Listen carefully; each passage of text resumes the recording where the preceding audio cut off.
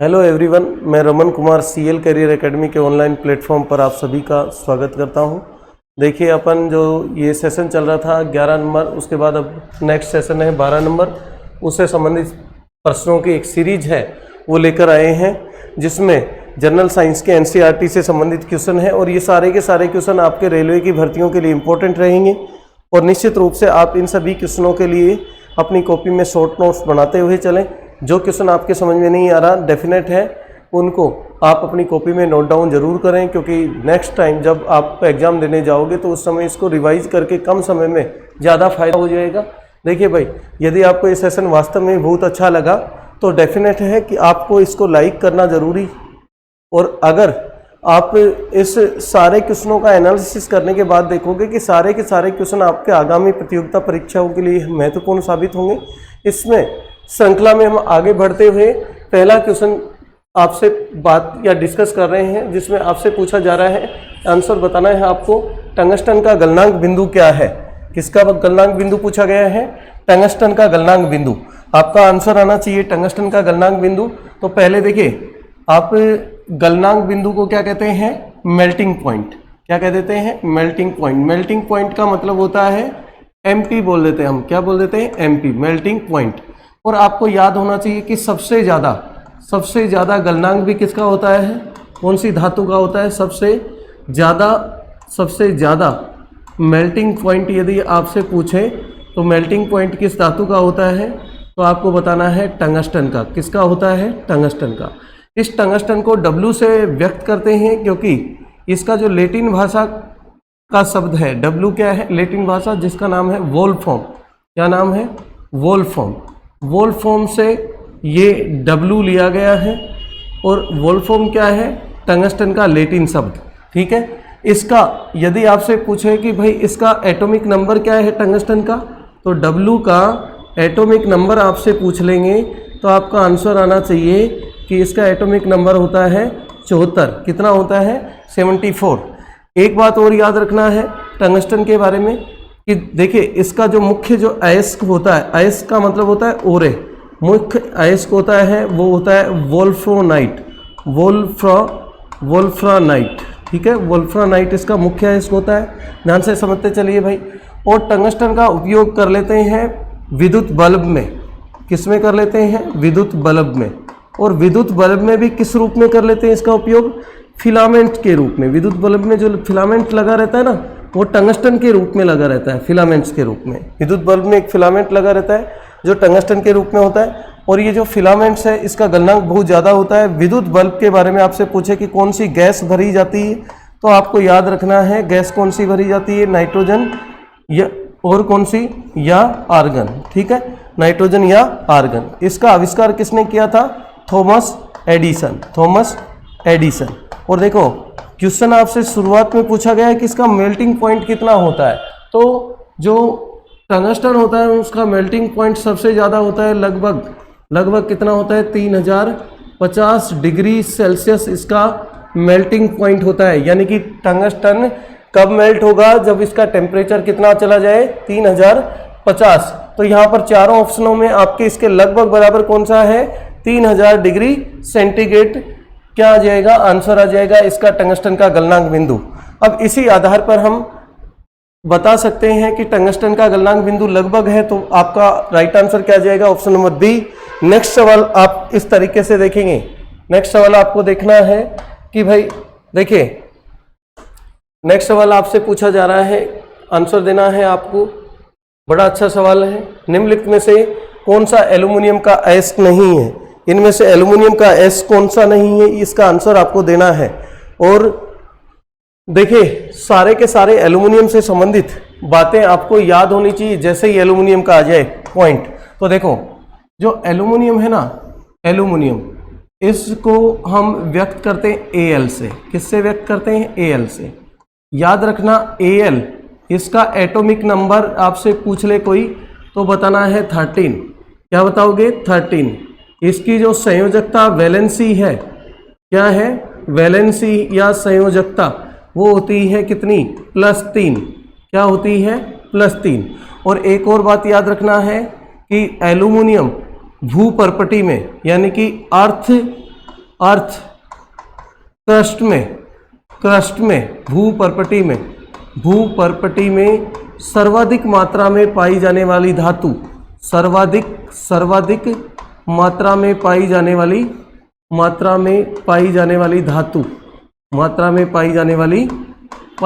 धातु है, ठीक है, मेटल है यानी कि धातु है। आपसे ये पूछे तो बताओगे। नेक्स्ट देखिए, यदि इसका मुख्य अयस्क देखें तो वो तो होता है बॉक्साइट। क्या होता है बॉक्साइट। मुख्य अयस्क तो बॉक्साइट होता है, जिसका फॉर्मूला होता है Al2O3.2H2O। दूसरा जो अयस्क होता है इसका वो होता है क्रायोलाइट। क्या होता है? क्रायोलाइट। और जो क्रायोलाइट है उसका सूत्र होता है Na2F6Al। इसके बाद देखो तीसरा जो अयस्क इसका होता है वो क्या होता है? फेल्ड्सपार। क्या होता है? फेल्ड्सपार। ये भी क्या है? इसका अयस्क होता है।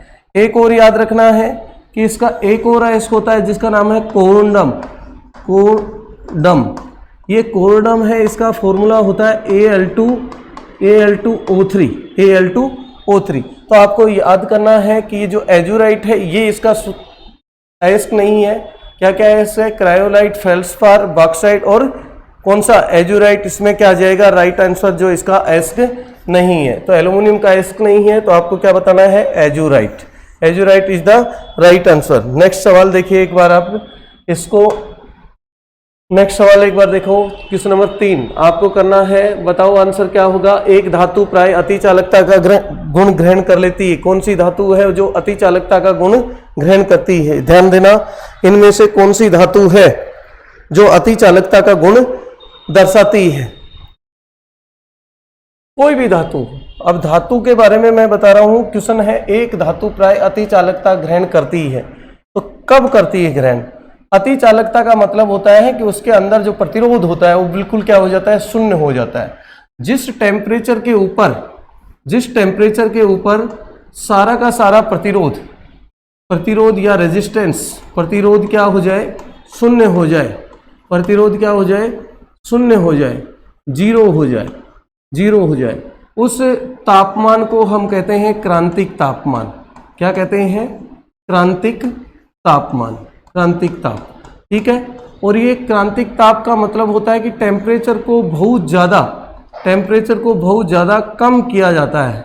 मतलब हम ये कहें कि बहुत ज़्यादा ठंडा किया जाता है।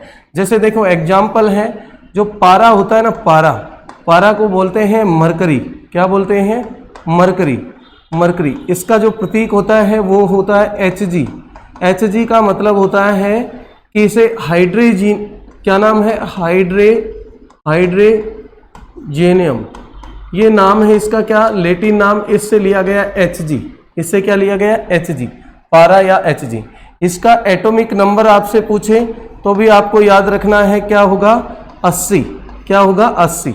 देखो इसका एटॉमिक नंबर याद रख लोगे 80। जो पारा होता है ये अतिचालक बन जाता है। कब अतिचालक कब बन जाता है? जब इसका तापमान, अतिचालक का गुण दर्शाता है कब? जब तापमान कितना चल जाए? 4.2 केल्विन से कम तापमान हो जाए तो ये पारा क्या हो जाता है? अतिचालकता का गुण दर्शाता है। और इतने ज़्यादा कम तापमान को, टेम्परेचर के कम मान को हम क्रायोजेनिक ताप कहते हैं। क्या कहते हैं? क्रायोजेनिक ताप, यानी कि क्रांतिक ताप से कम ताप को क्या कहते हैं? क्रायोजेनिक ताप। तो आंसर क्या आ जाएगा भाई? आंसर आएगा ऑप्शन नंबर डी। एक धातु प्राय अतिचालक ग्रहण करती है। कब ग्रहण करती है? तो उच्च तापमान गलत है, कमरे के तापमान पर गलत है, प्लाज्मा अवस्था में गलत है। आंसर क्या आ जाएगा?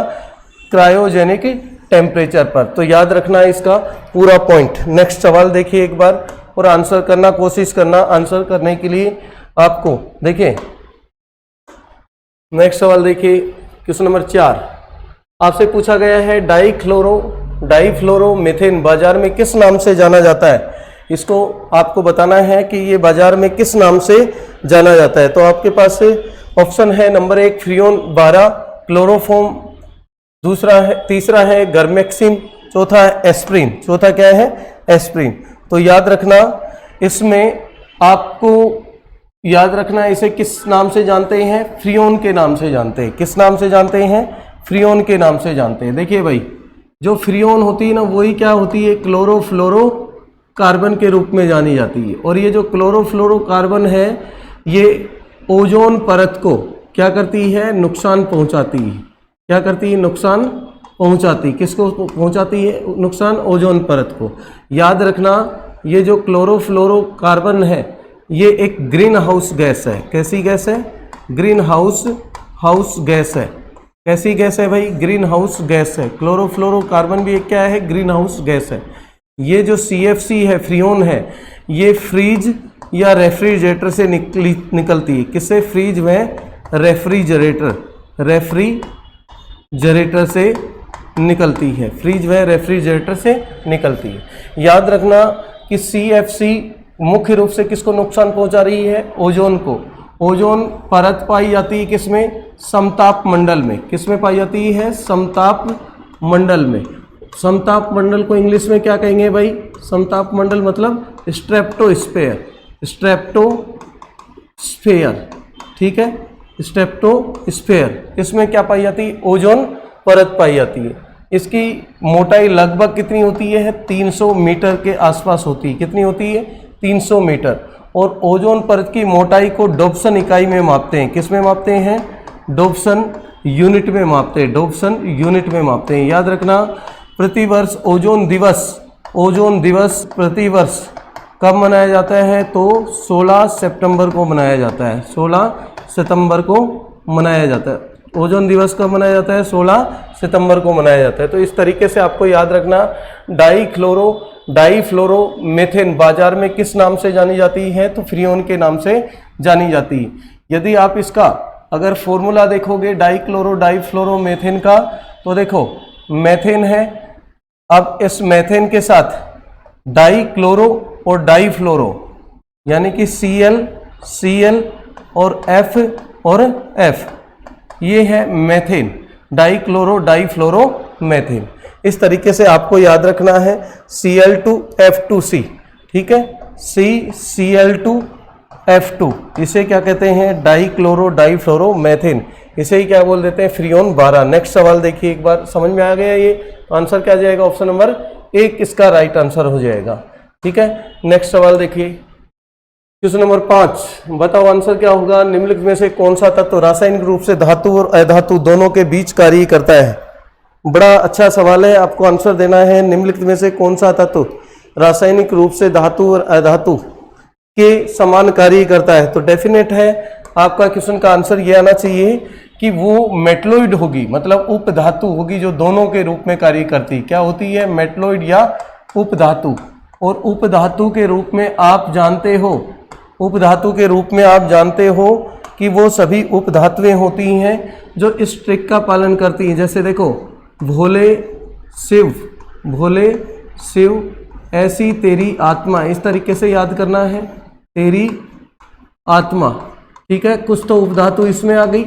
ये सारी धातु और अधातु के बीच का काम करती हैं। जैसे भोले से बोरोन, ठीक है, शिव से सिलिकॉन, ऐसी से आर्सेनिक और तेरी से टेलुरियम और आत्मा से एस्टेटिन। क्या है? एस्टेटिन। ये कुल तो 5 तो ये उपधातु हो गई। क्या है? ये सारी उपधातु। इसके साथ आपको याद रखना है जर्मेनियम, पोलोनियम भी क्या है? उपधातु का ही उदाहरण है। जर्मेनियम, पोलोनियम, ये भी क्या है? उपधातु। तो ये सारी की सारी धातु और अधातु के बीच का कार्य करती है। तो इनमें से देखेंगे अपन, तो आंसर कौन सा आ जाएगा? बोरोन, जो दोनों के बीच में काम करती है। तो याद रखना कि निम्नलिखित में से कौन सा तत्व रासायनिक रूप से धातु और अधातु दोनों के समान कार्य करता है? तो आपको याद रखना है boron, silicon, arsenic, tellurium, एस्टेटिन, germanium, polonium और एंटीमनी यानी कि Sb। एंटीमनी मतलब Sb। इस सवाल का आंसर हो गया क्लियर। नेक्स्ट सवाल देखिए एक बार आप। बताओ भाई नेक्स्ट सवाल, क्वेश्चन नंबर 6। क्वेश्चन नंबर 6 का आंसर है, निम्नलिखित में से किस पदार्थ में ऊर्ध्वपातन होता है? वापस क्वेश्चन रिपीट हो रहा है भाई। निम्नलिखित में से किस पदार्थ में ऊर्ध्वपातन होता है? पहला ऑप्शन है कैम्फर, दूसरा ऑप्शन है बर्फ, तीसरा ऑप्शन है मोम, चौथा ऑप्शन है इथाइल, इथाइल अल्कोहल, चौथा ऑप्शन क्या है, इथाइल अल्कोहल। तो क्वेश्चन का आंसर क्या आएगा भाई, कौन सा है ऊर्ध्वपातित पदार्थ। तो मैं बारी बारी से आपको बता चुका हूं कि जो कैम्फर है, जिसको कपूर कहा जाता है, क्या कहा जाता है, कपूर कहा जाता है, वो सब क्या है, ऊर्ध्वपातित पदार्थ है। और ऊर्ध्वपातित पदार्थ आपको बता दिया था सीधा ही ठोस से किस में चेंज होते रहते हैं, गैस में चेंज होते रहते हैं। ठोस से किस में, गैस में बदलते रहते हैं। ऐसे पदार्थ कैसे क्या कहलाते हैं, ऊर्ध्वपातित पदार्थ कहलाते हैं। एग्जाम्पल आप पिछले आप सेशन में देख सकते हो ये पूरा का पूरा कि किस तरीके से हमें ये ऊर्ध्वपातित पदार्थों के उदाहरण बताए थे। ठीक है, तो नेक्स्ट सवाल देखिए एक बार, आंसर क्या होगा बताइए आप। स्वर्ण निम्नलिखित में से किस पदार्थ में घुल जाता है, सोना निम्नलिखित में से किस पदार्थ में घुल जाता है, याद रखना है। तो देखो बताओ भाई इसमें क्या आंसर होगा। ऑप्शन नंबर 1 है हाइड्रोक्लोरिक अम्ल, ऑप्शन नंबर 2 क्या है, ऑप्शन नंबर 2 क्या है, एक तो हाइड्रोक्लोरिक अम्ल है, ऑप्शन नंबर 2 है नाइट्रिक अम्ल, ऑप्शन नंबर 3 है एक्वा रेजिया, ऑप्शन नंबर 4 है एसिटिक एसिड। किस में सोना घुल जाता है। तो आप देखिए एक मैंने बताया था कि दो जो अम्ल होते हैं वो आपस में मिलकर, एक तो HNO3, एक तो HNO3 और एक HCl, ये दोनों मिलकर एक द्रव बनाते हैं जिसे क्या कहते हैं, एक्वा रेजिया। क्या कह देते हैं, एक्वा रेजिया। इसे ही क्या कह देते हैं, भभकता द्रव भी कह देते हैं। और इस एक्वा रेजिया को अमल राज भी कहा जाता है। क्या कहा जाता है, अमल राज भी कहा जाता है। याद रखना इसे क्या कहा जाता है, अमल राज।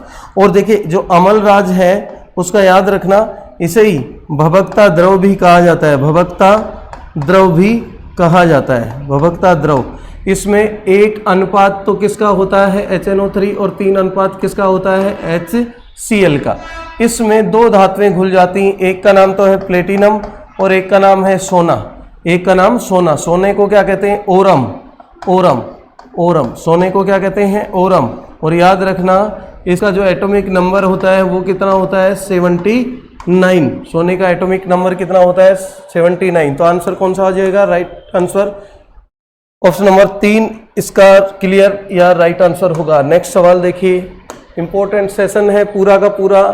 आप इस पूरे सेशन का आंसर करने की कोशिश करो पहले, और अपने शॉर्ट नोट्स बनाएं भाई। यदि आपको ये सवाल वापस रिपीट हो रहे हैं तो कोई दिक्कत नहीं है, रिपीट नहीं हो रहे हैं तो इसके शॉर्ट नोट्स बनाने की कोशिश करें।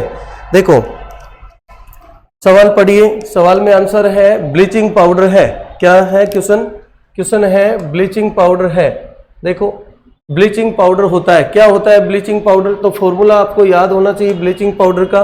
मैं आपको बताता हूं, ब्लीचिंग पाउडर का फॉर्मूला होता है, ब्लीचिंग पाउडर का यदि आपसे पूछे फॉर्मूला होता है क्या भाई, तो देखिए ब्लीचिंग पाउडर का फॉर्मूला क्या होता है,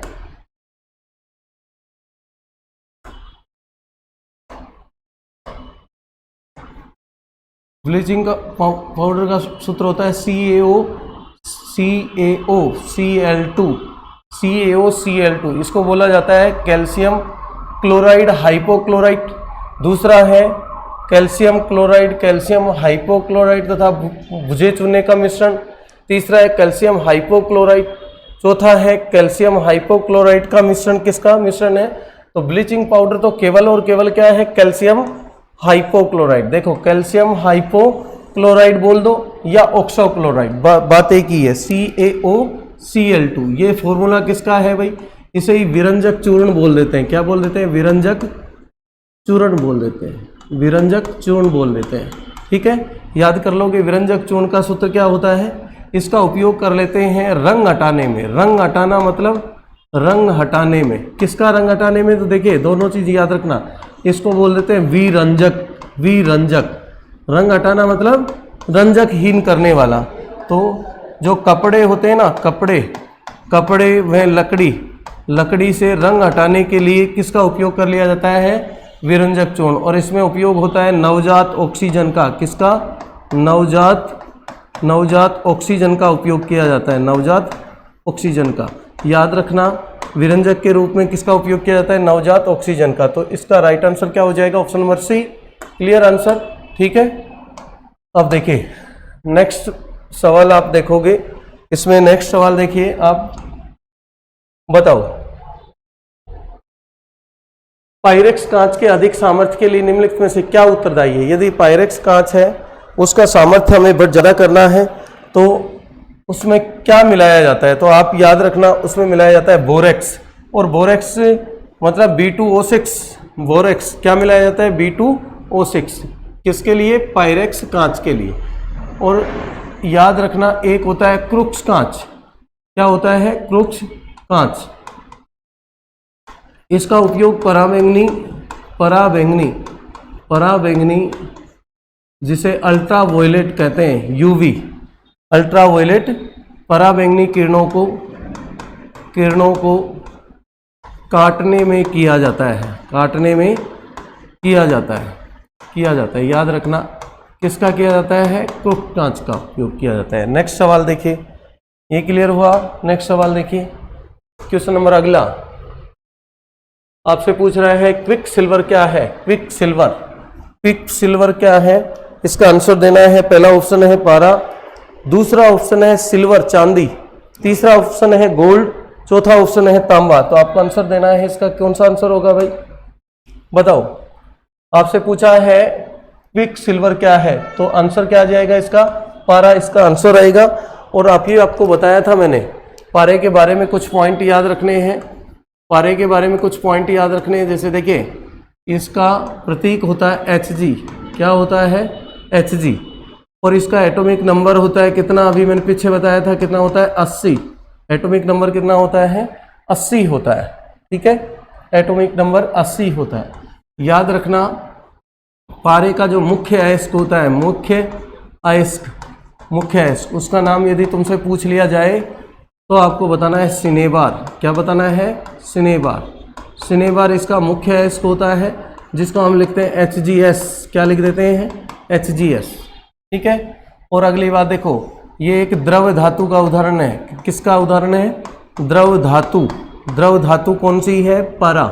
द्रव धातु कौन सी है भाई? पारा। और अगर आपसे इसका पॉइंट पूछ ले कि भाई इसका इलेक्ट्रॉन कॉन्फ़िगरेशन क्या होगा, इसका इलेक्ट्रॉन कॉन्फ़िगरेशन, तो याद रखना 6s2 4f14 और 5d 10 इसका क्या हो जाएगा? इलेक्ट्रॉन कॉन्फ़िगरेशन हो जाएगा, इलेक्ट्रॉनिक विन्यास हो जाएगा। याद रखना पारे से संबंधित यदि हम कोई मिश्र धातु बना रहे हैं, एलॉय बना रहे हैं, मिश्र धातु बना रहे हैं, और उसमें एक धातु क्या हो? पारा हो, Hg एक धातु हो, और बाकी अन्य धातु हो, अन्य धातु भी बस सिर्फ इसको छोड़ दो, Fe को, लोहे को छोड़कर बाकी कोई भी धातु हो, तो इस मिश्र धातु को हम अमलगम कह देते हैं। क्या कह देते हैं? अमलगम। तो आपसे कई बार पूछ लेते हैं अमलगम कौन सी धातु नहीं बनाती, तो आपका आंसर क्या आएगा? लोहा। ठीक है, तो अमलगम कहते किसे हैं? यदि कोई भी मिश्र धातु हो जिसमें एक धातु क्या हो? पारा हो, वो क्या कहलाती? अमलगम। समझ में आया भाई सवाल? देखिए इस क्वेश्चन में सिर्फ ये पूछा है क्विक सिल्वर का रासायनिक नाम क्या है। किसका नाम है? क्विक सिल्वर का रासायनिक नाम पूछा है, तो आपका आंसर क्या आ जाएगा? पारा आ जाएगा। ठीक है, अब इसमें देखिए नेक्स्ट सवाल आपसे पूछा जा रहा है, इसके साथ कास्टिक सोडा को उबालकर साबुन तैयार किया जाता है। किसके साथ कास्टिक सोडा को उबालकर साबुन तैयार किया जाता है भाई? ऑप्शन नंबर देखिए, नंबर 1 अल्कोहल, नंबर 2 मिट्टी का तेल, नंबर 3 ग्लिसरीन, और नंबर 4 क्या है? फैट। तो आंसर क्या आएगा? ग्लिसरीन। इसके साथ अगर हम इसको मिलाते हैं, कास्टिक सोडा को उबालते हैं, तो क्या तैयार हो जाता है?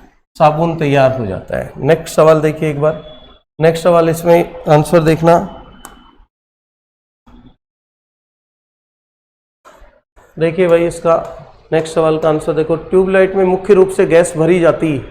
कौन सी गैस भरी जाती है ट्यूबलाइट में? पहला ऑप्शन है आर्गन प्लस मेथेन, दूसरा है पारे की वाष्प प्लस आर्गन। तो आपका आंसर क्या आ जाएगा? आंसर आएगा mercury vapour and argon gas. ये दोनों मिलाई जाती है और क्या भरा जाता है? ट्यूबलाइट में भरी जाती है। ठीक है, नेक्स्ट सवाल देखिए, आंसर क्या आ जाएगा? पारे की वाष्प और आर्गन किस में भरी जाती है? ट्यूबलाइट में भरी जाती है। अगला सवाल देखिए भाई, अगला सवाल आपसे पूछा जा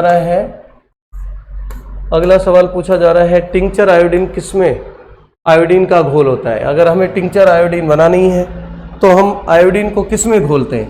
तो एल्कोहल, जो एल्कोहल होता है ना, उसमें यदि हम आयोडीन घोल देते हैं, I2 आयोडीन घोल देते हैं, तो बना जो विलयन है वो क्या कहलाता है? टिंचर आयोडीन कहलाता है। क्या कहलाता है? Tincture iodine. टिंचर आयोडीन क्या काम में आता है ये? तो याद रखना, इसका उपयोग किया जाता है एंटीसेप्टिक के रूप में। एंटीसेप्टिक के रूप में मतलब हम ये कह सकते हैं एंटीसेप्टिक में इसका उपयोग किया जाता है। सेप्टिक में इसका उपयोग किया जाता है, घावों को भरने में या घावों पर लगाने के लिए किया जाता है। तो आंसर क्या आ जाएगा भाई? देखो, टिंचर आयोडीन किस में आयोडीन का घोल होता है? पहला है पोटेशियम आयोडाइड, दूसरा एथिल एल्कोहल। तो आंसर क्या आ जाएगा? ऑप्शन बी, एथिल एल्कोहल इसका राइट आंसर होगा। नेक्स्ट सवाल देखिए। नेक्स्ट सवाल देखिए, क्वेश्चन नंबर 14 आपसे पूछा जा रहा है, हीरे का 1 कैरेट किसके बराबर होता है? ध्यान से समझो, हीरे का 1 कैरेट किसके बराबर होता है? बताओ आंसर क्या आएगा? पहला है 100 मिलीग्राम, दूसरा है 150 मिलीग्राम, तीसरा है 200 मिलीग्राम और चौथा क्या है? 250 मिलीग्राम। तो याद रखना, हीरे के बारे में आपको पॉइंट याद रखना है। हीरे का 1 कैरेट बराबर होता है किसके? तो आप याद रखना, हीरे का 1 कैरेट बराबर होता है 1/5 ग्राम। 1/5 ग्राम मतलब हम ये कह सकते हैं कि इसको हम जब 100 में भाग लगाएंगे, 5 का सॉरी कितने में 100 में 5 का भाग लगाएंगे तो कितना आ जाएगा? 200 मिलीग्राम क्या आ जाएगा? इसका राइट आंसर आ जाएगा। ग्राम को जब मिलीग्राम में बदलोगे तो देखो, यहाँ से तो आया आपका 0.2 क्या आया? ग्राम। इसको चेंज करना है किस में? मिलीग्राम में। इसमें चेंज करना है मिलीग्राम में। तो 0.2 को गुणा करना है किससे? 10 की पावर 3 से। किससे? 10 की पावर 3 से। तो आपके पास मिलीग्राम आ जाएगा 200 मिलीग्राम। क्या आ जाएगा? 200 मिलीग्राम। ध्यान देना, 1 कैरेट का मान होता है 1/5 ग्राम। 1 कैरेट का मान कितना होता है? 1.5 ग्राम। और मतलब क्या होता है? 200 मिलीग्राम। याद रख लोगे। सोने की, अगर हीरे के बारे में बात हो रही है तो आपको एक बात तो याद रखनी पड़ेगी भाई, इसका जो अपवर्तनांक होता है ना, अपवर्तनांक वो कितना होता है? हीरे का अपवर्तनांक आपसे पूछ ले तो आंसर देना है आपको 2.41। कितना होता है? 2.41। अगली बात, चमक जो होती है ना हीरे में, उसका कारण क्या है? तो आपको याद रखना है टोटल इंटरनल रिफ्लेक्शन, पूर्ण आंतरिक परावर्तन। क्या है? पूर्ण आंतरिक परावर्तन। ये इसका कारण है, पूर्ण आंतरिक परावर्तन। ठीक है, पूर्ण आंतरिक परावर्तन। ध्यान देना, पूर्ण आंतरिक परावर्तन। अगला पॉइंट देखो, यहां तक समझ में आ गया ना? तो हीरे के 1 कैरेट किसके बराबर होगा? तो आंसर कौन सा आएगा? ऑप्शन सी इसका राइट आंसर आ जाएगा। नेक्स्ट सवाल देखिए एक बार, क्वेश्चन नंबर 15 देखो, समुद्र के पानी से कौन सी धातु निकाली जाती है? समुद्र के पानी से कौन सी धातु निकाली जाती है? ऑप्शन देखिए एक बार। पहला है पोटेशियम, दूसरा है मैग्नीशियम, तीसरा है एल्यूमिनियम, चौथा है बेरिलियम। तो हमेशा याद रखना, समुद्र के पानी से कौन सी धातु निकाली जाती है? मैग्नीशियम धातु निकाली जाती है। ठीक है, कौन सी धातु? मैग्नीशियम। प्रतीक क्या है मैग्नीशियम का? Mg। एटॉमिक नंबर क्या होता है भाई? एटॉमिक नंबर होता है 12। इलेक्ट्रॉनिक विन्यास कितना होता है? 1s2 2s2 2p 6 3s, बताओ 3s2।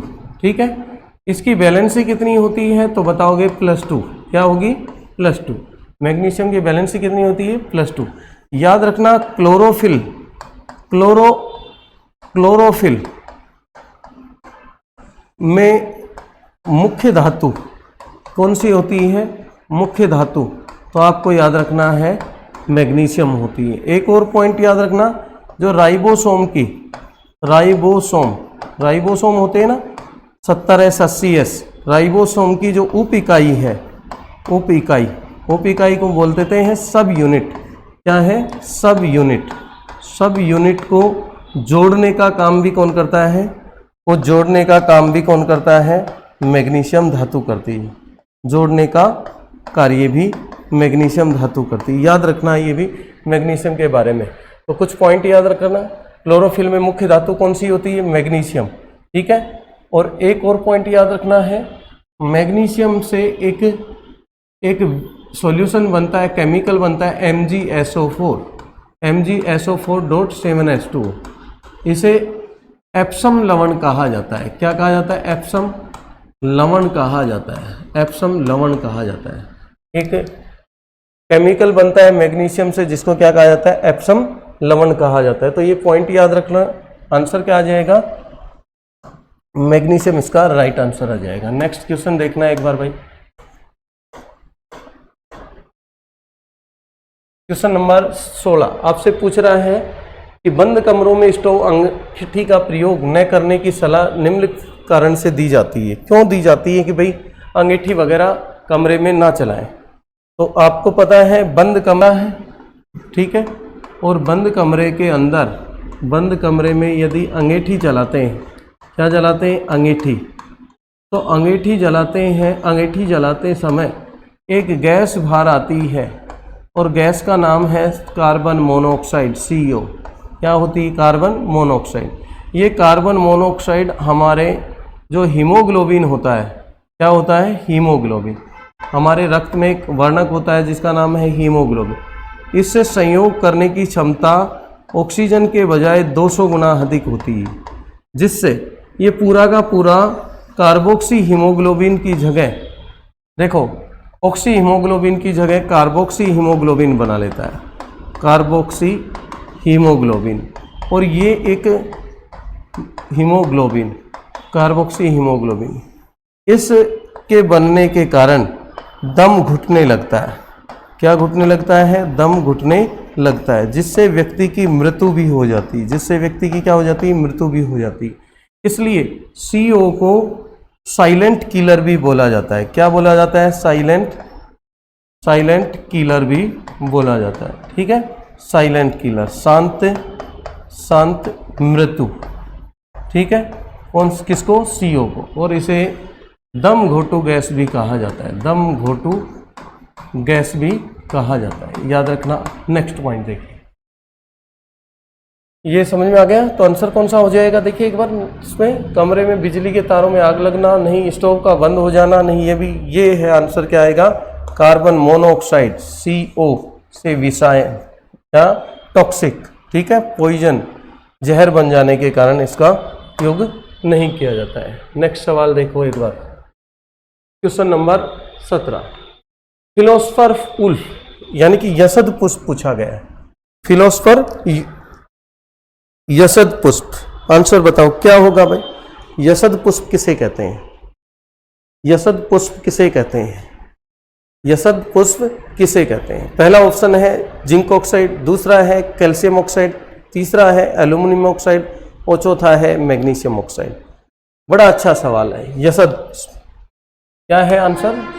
देखिए एक बार, देखो एक धातु होती है जिंक, Zn, नंबर क्या है इसका? 30। क्या है? 30। याद रखना डी ब्लॉक का सदस्य है। किसका सदस्य है? डी ब्लॉक का सदस्य। एक पॉइंट और याद रखना जिंक के बारे में, ठीक है।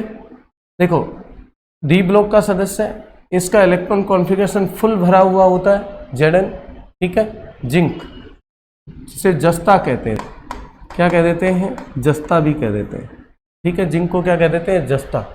और इससे एक यौगिक बनता है ZnO। क्या बनता है? ZnO। इसे ही क्या कह दिया जाता है? यसद पुष्प कहा जाता है, यसद पुष्प कहा जाता है, यसद पुष्प कहा जाता है। बस इतना याद रखना है आपको, यसद पुष्प कहा जाता है। तो आंसर कौन सा हो जाएगा? Zinc oxide. आंसर कौन सा हो जाएगा? जिंक ऑक्साइड, ठीक है। अगला पॉइंट चलें, नेक्स्ट देखिए, क्वेश्चन नंबर 18। क्वेश्चन नंबर 18 आपसे पूछ रहा है वायु में हाइड्रोजन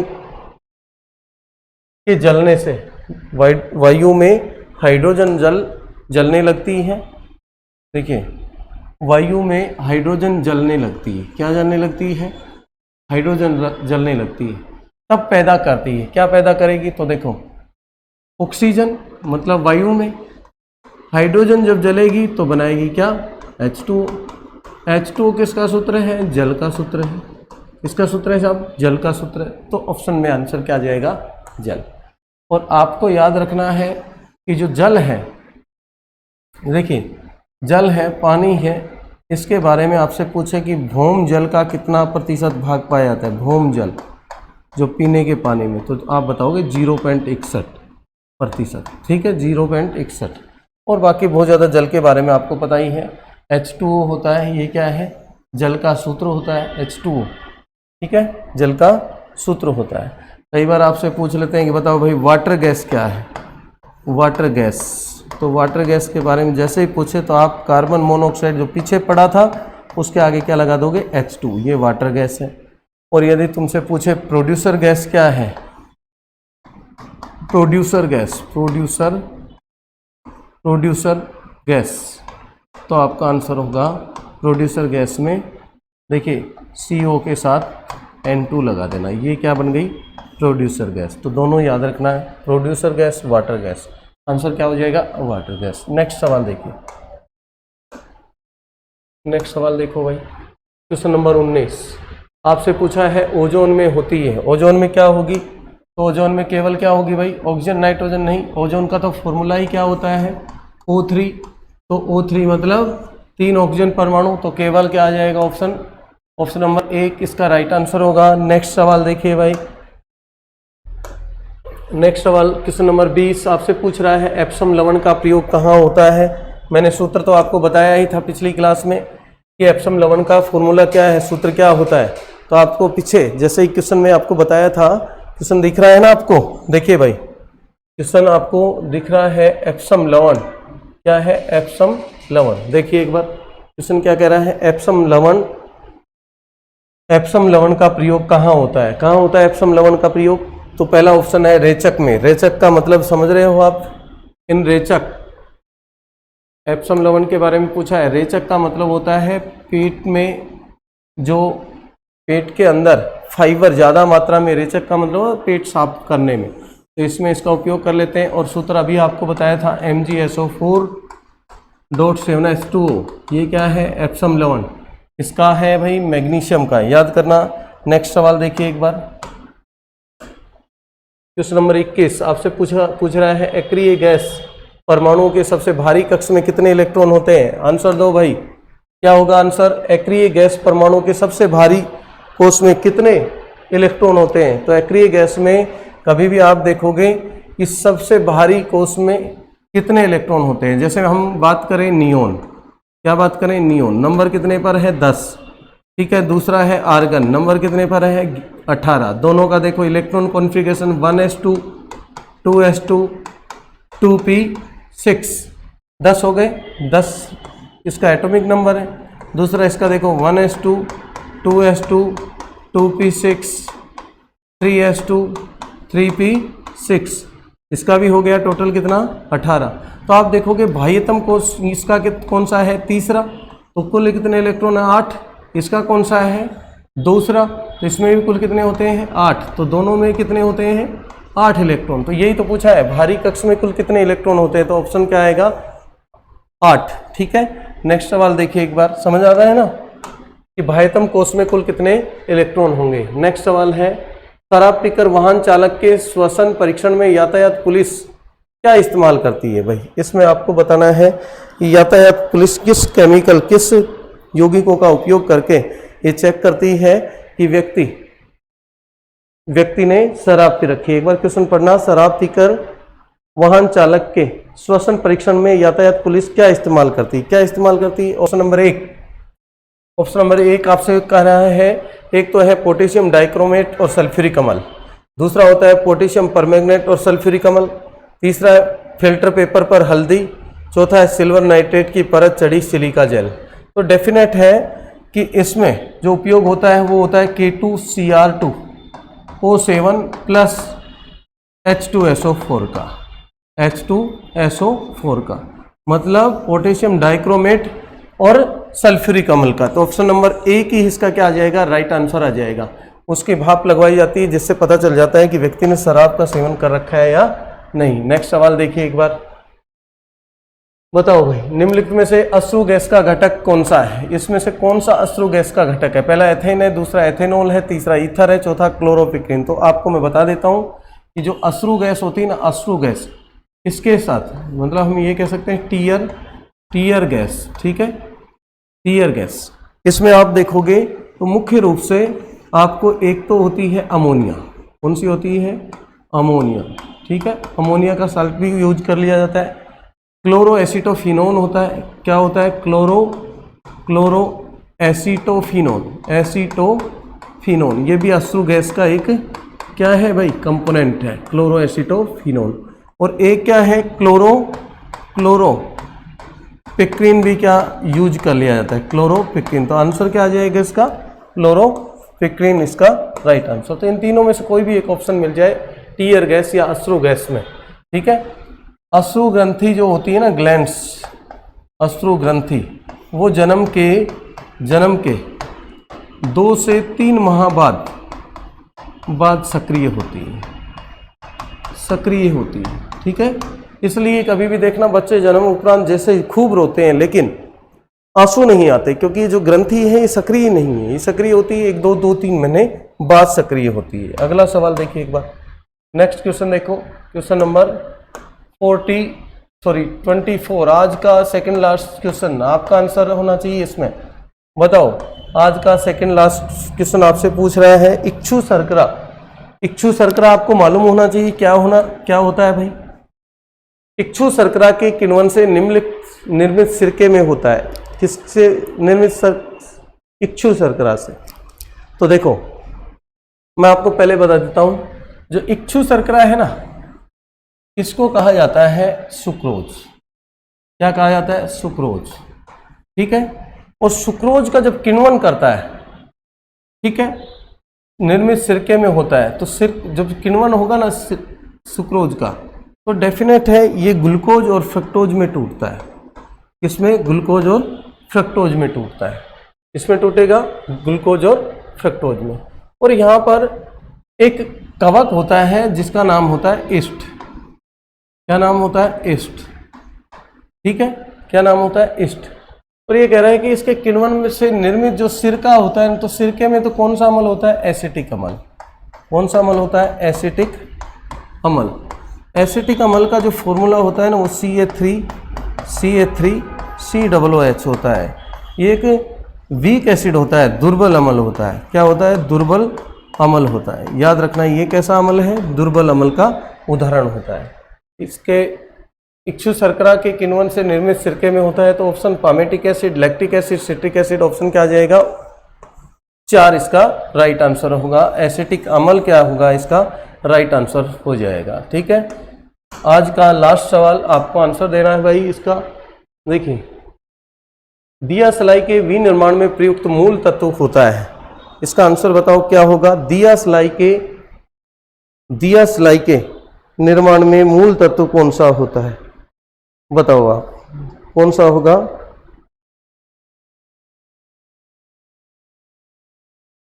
देखिए, ऑप्शन नंबर 1 है फास्फोरस। तो आपको तो याद ही होगा कि जो फास्फोरस है उसका उपयोग किया जाता है इसके निर्माण में। फास्फोरस मतलब P, एटॉमिक नंबर कितना? 15। कितना नंबर है? 15। और इसमें भी आप देखोगे इसके 3 भाग होते हैं। एक तो लाल फास्फोरस, एक होता है सफ़ेद फास्फोरस और एक होता है काला फास्फोरस। अपर रूप होते हैं ना, लाल फास्फोरस, सफ़ेद फास्फोरस। तो दिया सलाई में लाल फास्फोरस का उपयोग किया जाता है, ठीक है। सलाई में इसका उपयोग किया जाता है लाल फास्फोरस। ये तो तुरंत वायु में, ऑक्सीजन में रखते ही क्या पकड़ लेता है? आग पकड़ लेता है। इसको याद रखना, इसको किस में रखा जाता है? तो जल में रखा जाता है। फास्फोरस को किस में रखा जाता है? जल में। एक पॉइंट और याद रखना, हड्डियों का जो चमकना होता है, रात को जो हड्डियां चमकती रहती हैं, हड्डियों में जो चमक होती है, वो किसके कारण होती है भाई? फास्फोरस के कारण होती है। किसके कारण होती है? फास्फोरस के। तो आज के लिए अपना जो सेशन था उसका ये आंसर होगा, ठीक है, कि भाई लास्ट में दिया सलाई के बारे में सवाल पूछा है और दिया सलाई के बारे में आपको आंसर दे देना है। क्या दोगे? फास्फोरस। आज का सेशन अपना इतना ही, ठीक है। सबको अच्छे ढंग से समझ में आया होगा, उम्मीद करता हूँ मैं। और इसके लिए सभी को बहुत बहुत धन्यवाद। Thank you very much.